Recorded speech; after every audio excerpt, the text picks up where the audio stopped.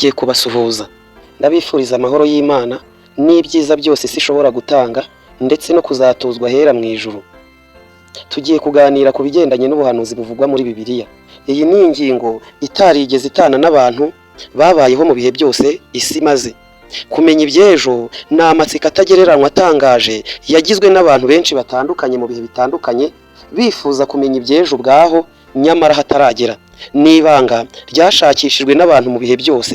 Abahanuzi nabo byatumye babaho ari benshi, babaho ari uruhuri, babaho no mu bihe bitandukanye, ari abavuga ukuri ari n'abahanuzi b'ibinyoma. Iyi ni ingingo yabayeho mu mateka yose y'ubukristo nabwo. Abapasitoro ubu ni uruhuri kandi biganjemo abafite impano yo guhanura. Hafi ya bose barahanura ku buryo hari n'ababyamamariyemo baramamara mu itangazamakuru mpuzamahanga. Ndetse n'ubuhanuzi bwabo ikibabaje nuko bwinshi muri bwo butigeze busohora, ntibyigeze biba byo habe na gato. Gusa ibi ntabwo ari ibyaduka bije, ahubwo byahozeho na kera, kuko mu mateka ya muntu yahoraga afite amatsiko yo kumenya iby'ejo hazaza nyamara atarahagera. Bikanashingira ku byanditswe muri Bibiliya, kuko abantu benshi bagiye bayifashisha mu gucukumbura ngo bamenye iby'ejo hazaza bitewe n'ibyanditsemo. Ni ubuhanuzi bwinshi bugaragazwa muri iki gitabo. Ibyabuvuzwemo n'ibyanditswemo hari ibyaje guhinduka byo koko bibaho mu iyi si, birandikwa mu bitabo byinshi by'amateka. Hari ibyabayeho mu gihe cya kera mbere ya Yesu, ariko hari n'ibindi byabayeho nyuma ye, hari n'ibigitegerejwe byo mu gihe cy'ubu turimo, natwe turi muri abo bategereje.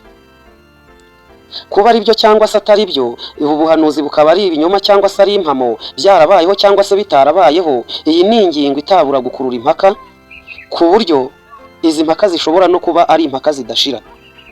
Ibyo bituma hari ibiba mu isi byanditswe cyangwa se byahanuwe kera muri Bibiliya, birimo nk'ishingwa ry'umuryango w'ubumwe bw'Uburayi ubwawo, ikoreshwa rya microchips rigezweho mu isi ya none, cyangwa se n'iherezo ry'ibihe ariyo mperuka itabura kwikangwa ko yaba ibihe by'ibiza rurangiza cyangwa n'irimbuka ry'isi ubwaryo, binyuze mu isenywa rihambaye ry'ibinyabuzima nyuma y'ituritwa ry'ibitwaro kirimbuzi n'ibindi byinshi. Tugiye kurebera hamwe ubuhanuzi bwanditswe muri Bibiliya, ariko bikarangira ko ibyavuzwe bibaye impamo. Nubwo hariho abandi babihakana bavuga yuko ibyabaye atari byo, cyangwa se ko byanditswe ibyo ngibyo bivugwa byararangije kubaho, bikaba rero byagirwa amateka gusa kurusha uko byafatwa nk'ubuhanuzi. Iyi ni Cano mu Rwanashyaka Siriyake, mbahaye ikaze.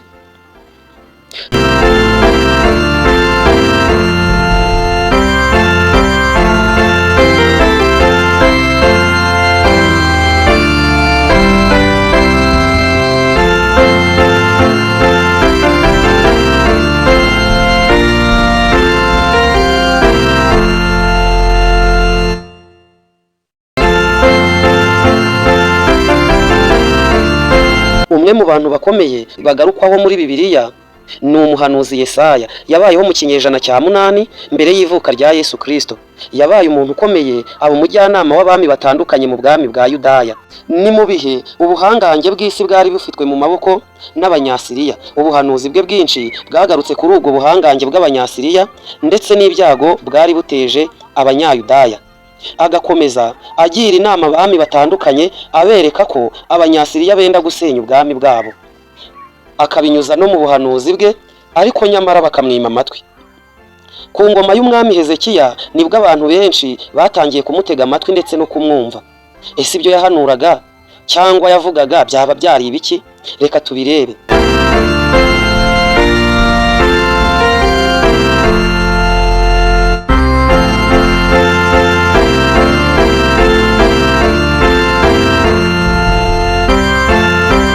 Ahagana mu mwaka wa 701 mbere y'ivuka rya Yesu, umwami wa Siriya Senesheribe yahagurukije ingabo nyinshi zigota Yudaya, zigarurira n'imijyi myinshi y'aho ngaho y'ubwami bwa Yudaya.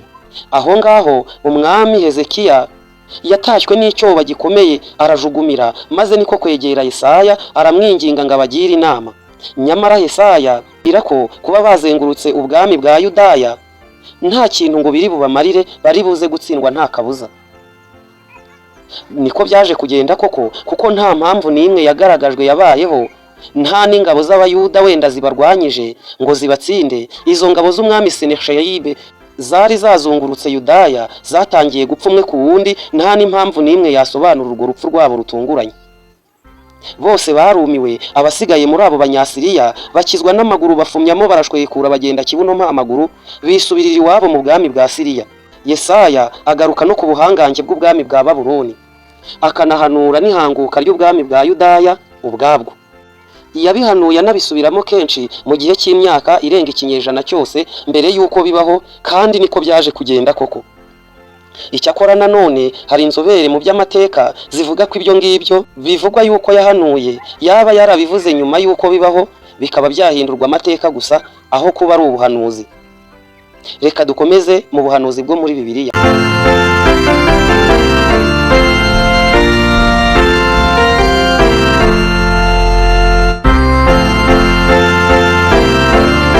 Igitabo kirekire kandi kinini muri Bibiliya urebeye ku nyuguti n'amagambo ni igitabo cy'umuhanuzi witwa Yeremiya.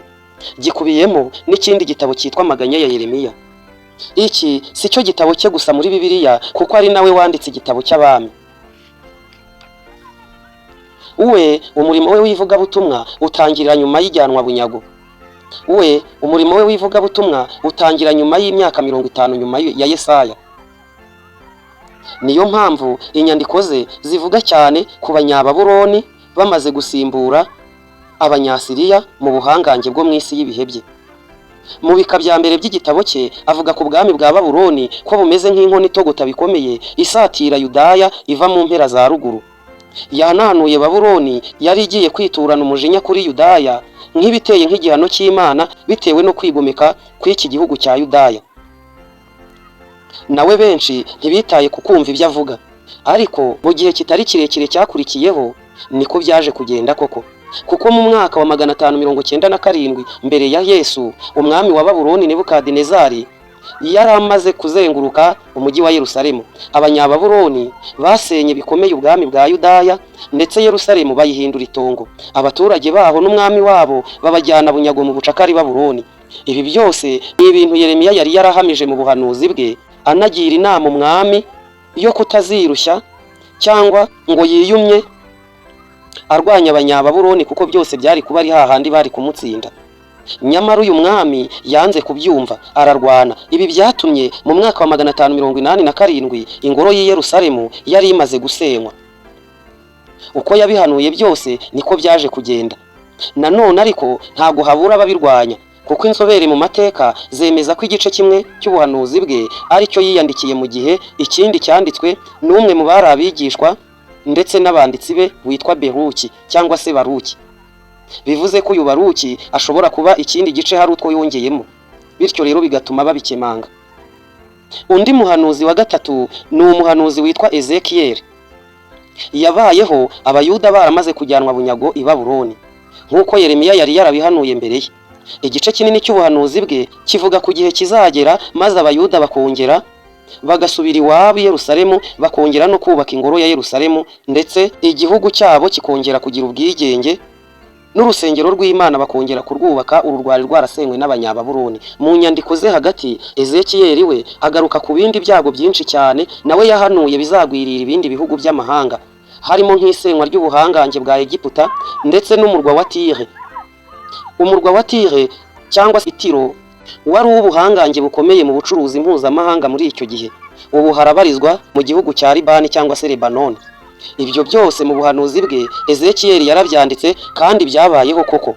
Uko yabihanuye nta na kimwe ijambo ku rindi cyavuyemo kitabaye impamo. Yaje no guhanura ko Nebukadinezari mu ntambara y'imyaka 13 yagombaga gusenya umujyi wa Tire cyangwa se Itiro. Biba ariko bigenda koko. Yanahanuye ko Abayisilamu bagombaga kuzigarurira ndetse bakanasenya igihugu cya Misiri. Niko byaje kugenda mu kinyejana cya 7 nyuma ya Yesu, nk'uko Ezekiyeli yabihanuye mu myaka yari yarabanje. Ibyo byose niko byaje kugenda, kuko Abarabu b'Abayisilamu baje gufata iki gihugu ndetse bagihindura igihugu kigendera ku myizerere ya Isilamu. Naho mu gihe Abanyasiriya basenyaga kandi bakigarurira amajyaruguru ya Isiraheli ni mu mwaka wa 727 mbere y'ivuka rya Yesu. Abayisiraheli bakwiriye imishwaro bajya mu bice byinshi byo mu burasirazuba bwo hagati, bongera gutatanywa no kujyanwa bunyago muri Babuloni, byose bigahumira ku mirari ubwo nanone abaromani bigaruriraga Yerusalemu mu mwaka wa 70 nyuma ya Yesu. Abo nabo bongeye gusenya ingoro bwa kabiri yari yarubatswe i Yerusalemu mu bwami bwa Yudaya. Abayahudi bongera gukwirwa imishwaro.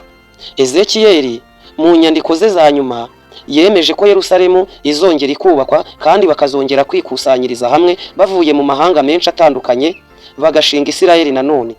Niko byaje kugenda, kuko nyuma yo gukorerwa jenoside abasaga miliyoni 6 bakicwa mu Burayi, baje kwikusanya koko bava mu mpande zitandukanye mu bihugu bitandukanye, barongera baragenda bafata igihugu cyitwa Palestina. Ahahoze ari iwabo hari harahinduwe igihugu cya Palestina, kigarurirwa n'Abarabu b'Abayisilamu. Bagiyeyo babagurira nk'abashoramari, ubundi babigizayo bakoresheje intambara, bakoresheje umututu w'imbunda, bityo bongera kubaka ubwami bwabo, cyangwa se icyo navuga nka leta y'Abayahudi cyangwa se y'Abisiraheli. Birumvikana ko ibyo Ezekiyeli yahanuye nabyo byasohoye koko. Nubwo intambara muri Isiraheli gikomeje hagati ya Palestina ndetse n'Abayuda, ariko ubu Isiraheli iri muri kimwe mu bihugu bikomeye mu isi, kuko nayo yubatse leta yayo mu gihe yari imaze imyaka myinshi cyane itagira igihugu, babaho nk'inzererezi nk'abatagira gakondo mu bihugu by'amahanga barenganyirijwemo inshuro zitabarika, bagakorerwa ubugome bw'ikirenga. Uko kuba Isiraheli yaragize igihugu, abenshi babifashe nk'ikimenyetso cy'imperuka. Ku Bayahudi bo babifata nk'ikimenyetso cya Mesiya mushya ugiye kuzaza, akaza kubarengera no kubarenganura. Icyo umuntu atahakana na gato ni uko abahanuzi bahanuye isenywa rya Yerusalemu bikaba koko, nanone abahanuzi bagahanura gutatana kwa Isiraheli bajya mu mahanga, nabyo bikagirwaho. Bakaza no guhanura ko bazongera kugaruka iwabo bagashinga leta ya Isiraheli, nabyo bigasohora koko. Naho Danieli nawe n'undi muhanuzi waje akamamara bitewe nuko bigize kumujugunya mu rwobo rw'intare, nyamara intare ntizimurye. Ni umwe mu bari abaturage biyubashye cyane Yudaya, nawe yaje gutwarwa bunyago ajyanwa i Babuloni. Ubwenge yari afite bwo kurotora inzozi agatanga ibisobanuro by'ukuri byatumye akundwa n'umwami. Nyamara mu kumurotorera no kumuhanurira n'ubundi, Danieli ntiyabuze kumubwiza ukuri ngo amubwire ibyo abona byose. Ntiyatinye ko arimo kubwira umwami w'ikirenga uhambaye, ahubwo yamubwije ukuri, amubwira yuko ubwami bwe bwa Babuloni bwenda guhangamurwa, ubwo ari ubwami bwari igihangange mw'icyo gihe, bukaba bwari ubwami buteye amabengeza, ngo bugiye kuzahanguka nyuma y'amateka n'imyaka myinshi, Babuloni iyobora igice kinini cy'isi. Danieli yanamamaye aho ngaho muri ubwo buhanuzi. Ubuhanuzi bwa mbere bwatumye Danieli yamamara ni ugutanga igisobanuro cy'inzozi umwami yari yarose. Ubwa kabiri ni ugusobanura ibyanditswe n'ikiganza ku gikuta cyo mu nzu y'ibirori by'umwami Belushazari mwene Nebukadinezari, kandi ubuhanuzi bwe bwose yabuhuje nuko Abagiriki bari bagiye kwigarurira ubwami bwa Babuloni, hanyuma nabo bakazasimburwa n'Abaromani. Ibyo byose Danieli yagarutseho niko byagenze neza, nta na kimwe cyabuvuyemo, ku buryo ari na bumwe mu buhanuzi butashidikanyijweho cyangwa se ngo bugibweho impaka. Ibyo bikaba byarahaye ishingiro n'ibindi byinshi byagiye bihanurwa muri Bibiliya. Gusa nanone inyandiko za Danieli zanditswe nyuma y'imyaka myinshi barajyanywe bunyago i Babuloni. Aba bahanuzi bane tuvuzeho bafatwa nk'abahanuzi bakuru bakomeye muri Bibiliya: Yesaya, Yeremiya, Ezekiyeli ndetse na Danieli, kubera ibihe bikomeye cyane babayemo kandi bahanuyemo. Iruhande rw'aba bahanuzi bakuru turahasanga abandi bahanuzi bitwa abahanuzi bato, bahanuye ibintu byoroheje bito bito utagereranya n'aba bahanuzi bakuru. Aha twavugamo umuhanuzi Nahumu, we yari umwigishwa wa Yesaya, yanahanuye ku kurangira k'ubuhangange bw'Abanyasiriya n'isenywa ry'umurwa mukuru wabo witwaga Nineve. Uyu mujyi waratinywaga cyane bikomeye birazwi, ariko ukananga urunuka na Isiraheli, ku buryo nk'umuhanuzi Yonasi yanze kujyayo kubabwiriza ubutumwa bwo kwihana, bituma abanza kumirwa n'igifi kinini abona kujyayo. Yagiyeyo ajyanye ubutumwa buburira abo mw'uwo murwa ngo nibihane, kuko nibitaba ibyo umujinya w'Imana uzabarimbura. ubuhanuzi bwa Nahumu bwarasohoye 100%, kuko yanditse ko ari umujyi uzaba warabaswe n'isindwe ry'agatangaza. Mu bihe byabo bya nyuma abanzi bawo bawuhengereye uri muri ubwo businzi n'ubusazi budasanzwe. Ubuhanuzi bwa Nahumu bwarasohoye 100%, kuko yanditse ko uwo mujyi uzaba ari umujyi uzaba warabaswe n'isindwe ry'agatangaza. Mu bihe byabo bya nyuma abanzi bawo bakazawubikira bagahengera uri muri ubwo businzi n'ubusazi budasanzwe, bakawurimbura ukaba umuyonga. Uko niko byagenze koko, kuko ubwo uyu mujyi wasenywaga abasirikare bari bawurinze bari mu minsi mikuru basinze. Gusa reka twe kwibanda cyangwa ngo dutinde muri aba bahanuzi bato, ahubwo hari ubuhanuzi buhambaye kandi bukanganye cyane kurusha ubundi. Ubwo buhanuzi ni ubuhanuzi bwahanuwe na Yohana intumwa ya Yesu, abyandika mu gitabo cyiswe Ibyahishuwe. Muri bwo hagaragaramo ibiremwa byinshi bidasanzwe by'ububasha buhambaye n'abamarayika badasanzwe. Avugamo ibisimba bikomeye nka za darago, ibiyoka binini bicira umuriro by'amahembe, ibisimba n'ibisiga n'ibindi byontazi bikomeye cyane kandi biteye ubwoba. Ibi bishingirwaho ko iki gitabo cy'Ibyahishuwe kivuga ku mperuka no ku iherezo ry'ibihe ndetse no ku kugaruka kwa Yesu. Kimwe mu bitabura kugarukwaho na benshi ni icyitwa ikimenyetso cy'inyamaswa, the mark of the beast. Mu gice cya 13 asobanura ko ari ikimenyetso kizashyirwa mu kiganza cyangwa mu gahanga, maze utagifite akaba nta soko ashobora kurema ngo agire icyo agura cyangwa se agurisha, bikaba nta kundi byagenda kugira ngo abeho, ari ukwemera gushyirwaho iki kimenyetso kugira ngo ubuzima bubashe gukomeza. Ibyo nta kubica ku ruhande, amabarura menshi cyane n'ikusanya-makuru mu myirondoro ndetse n'imiterere karemano ya buri wese mu isi, uko bikomeza kugenda bihurizwa hamwe mu cyangombwa kimwe umuntu yafata akamenya amakuru yose akwerekeyeho ntajyana n'ubuzima bwawe bwose. Hakiyongeraho n'ikoranabuhanga ryongerwa muri ibyo byose, nabwo benshi mu isi bahita babona icyo kimenyetso cy'inyamaswa muri za microchips z'ikoranabuhanga, aho akuma kangana urwara kaba kabitsemo amakuru yose ajyana n'imibereho yawe ndetse n'amakuru y'ubuzima bwawe. Aka kuma kagacengezwa mu mubiri. Ibyo mu bihugu byinshi biranakorwa. Ubu ngubu birakorwa ku buryo umuntu atunga gusa akaboko ku rugi rw'inzu ye, rukimara gusoma amakuru ko ari we kandi akaba yemerewe kuhinjira, urugi rugahita rwikingura. Ababireba rero bakagira bati icyo ni cya kimenyetso cy'inyamaswa. Niba nyine ako ka microchip ntako ufite, aho ntago uzahinjira nyine, ngo ako kuma niko kazaba karimo amakuru yose y'akazi ukora, imyirondoro, konte yawe kuri banke, indangamuntu, uruhushya rwo gutwara ibinyabiziga, amashuri wize cyangwa se impamyabumenyi ndetse n'ibindi byerekana umuntu uwo ari we. Utungutu abandi baragize bati iri ni ryagerageza nyine ry'ikimenyetso cy'inyamaswa cyahanuwe na Yohana nta kabuza. Ni ubuhanuzi bwinshi bugaruka ku byago byinshi mu bihe bya nyuma n'ubwicanyi buzahitana abantu benshi cyane, ku buryo imirambo yabo izagaragarira buri wese utuye isi hafi icyarimwe. Ibyo bikagarukwaho mu gice cya 11 cy'iki gitabo. Ibyo ngibyo by'utwo twuma hari aho byagizwe impamvu yo kwanga gukingirwa, kandi ntago byabaye hano mu Rwanda gusa, ahubwo no hanze y'u Rwanda byarahabaye, by'umwihariko mu bihugu by'i Burayi. Kandi kuva ku nkingo zatanzwe mu myaka myinshi ishize byagiye bivugwa, ntago ari urukingo rwa COVID-19 gusa, si muri Afurika gusa, no mu Burayi ahenshi utwuma nk'utwo n'inkingo abantu baterwa ntago babuze kugenda babihuza n'igeragezwa ryo gushyirwamo ikimenyetso cy'inyamaswa, bityo bakabyamaganira kure bakabirwanya. Bati iki ni cya kimenyetso cy'inyamaswa cyahanuwe mu gitabo cy'Ibyahishuwe. Hari n'ababihuza n'ubumwe bw'Uburayi ubwabwo bugereranywa n'inyamaswa kuko busumba kure cyane ubwami bw'Abaromani. Ibi byose bikaba ibintu bitavugwaho rumwe kandi bisobanurwa kwinshi n'abasoma Bibiliya. Nyamara Bibiliya abandi ntibabura kuyifata nk'igitabo cy'ubwiru bukomeye cyane bw'Abayuda, ku buryo iby'ubuhanuzi buyirimo ntaho bushobora guhurizwa n'ukuri kw'imvugo isanzwe kuri bamwe.